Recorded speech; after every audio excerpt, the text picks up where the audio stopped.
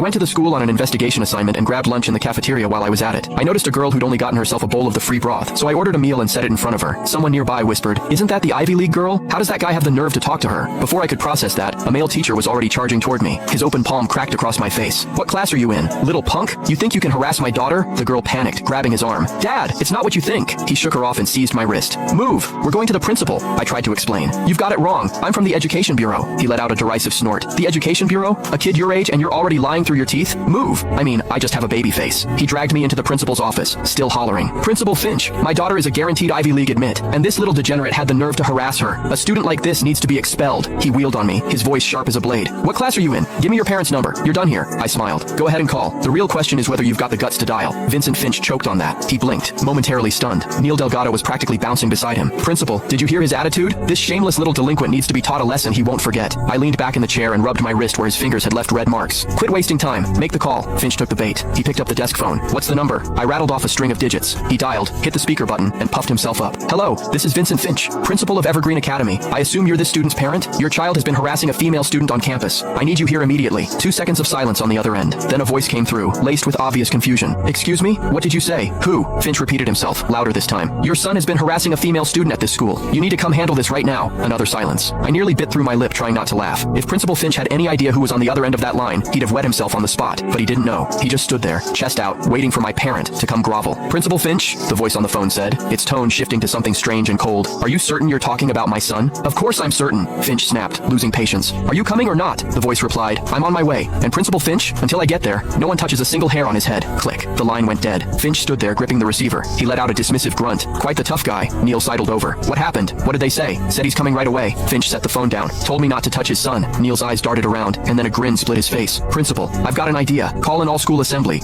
Make this little punk apologize in front of the entire student body. Kill the chicken to scare the monkeys. Let every boy with wandering eyes see what happens." Finch hesitated. "Isn't that a bit much? A bit much?" Neil's voice pitched higher, shrill with indignation. "My daughter is ranked first in the entire city on the practice exam. She's the crown jewel of this school. If we don't deal with scum like this, what's next? Open season on her?" Finch nodded, about to speak, when Neil reached over and grabbed a fistful of my hair. I caught his wrist and twisted. Hard. "Ah!" he yelped, the color draining from his face. "I can walk on my own." I let go and looked at him calmly. Neil clutched his wrist, my steady gaze forcing him back half a step. The obscenity on the tip of his tongue died in his throat. He hadn't expected me to fight back. He definitely hadn't expected me to be that strong. In the corridor, he walked ahead of me, glancing back every few seconds to glare. His mouth, though, never stopped running. Shameless little punk. No manners, no upbringing. I stopped walking. He stopped too, eyeing me warily. "Watch your mouth." My voice was quiet. He flinched back half a step, his lips trembling twice before he swallowed whatever he'd been about to say. Principal Finch called from behind us. "Let's go! Let's go! The whole field is waiting." The athletic field was packed. Over 2,000 students stood in neat rows by class.